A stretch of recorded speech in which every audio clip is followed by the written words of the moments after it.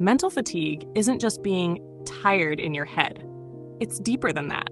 It's when your mind feels like it's running through mud, when even simple tasks feel like pushing a boulder uphill.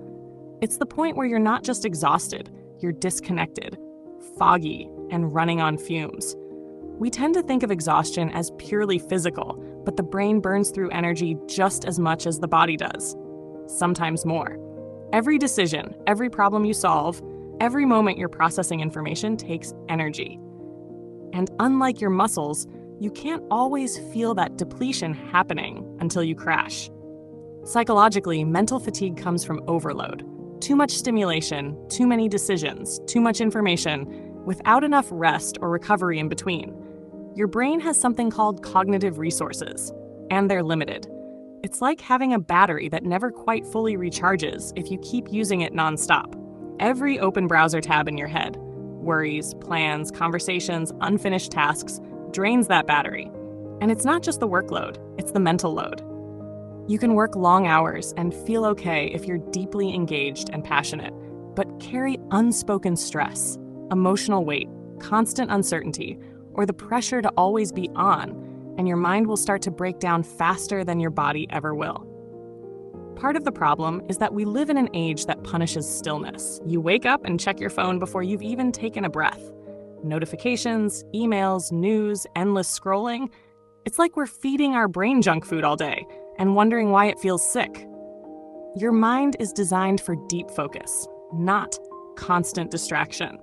And yet most of us live in an environment of perpetual micro-disruptions. That's a perfect recipe for mental fatigue.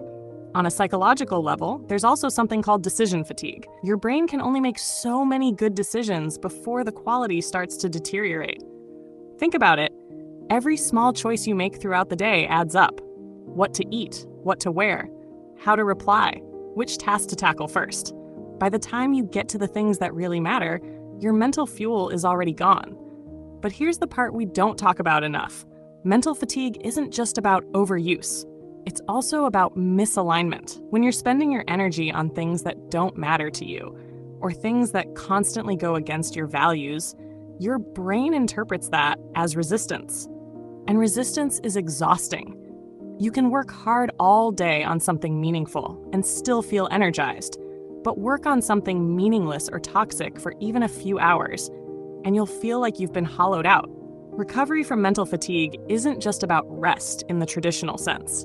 Yes, you need sleep, but your mind also needs mental quiet, not numbing distraction, real quiet. Time without inputs, time to process, time to let your thoughts settle instead of constantly being bombarded.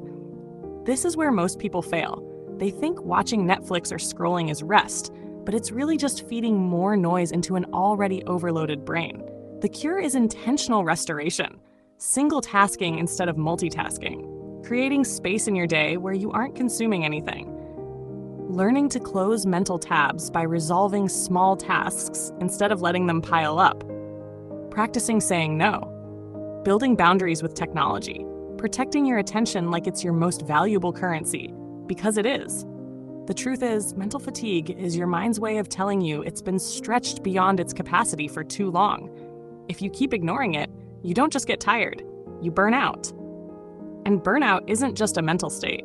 It can rewire how you think, how you feel, even how your body works. But here's the hope. Your brain is resilient. Given the right environment, it can recover faster than you think.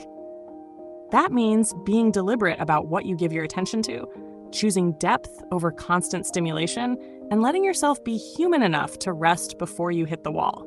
Mental fatigue isn't a sign you're weak. It's a sign you've been strong for too long without a break.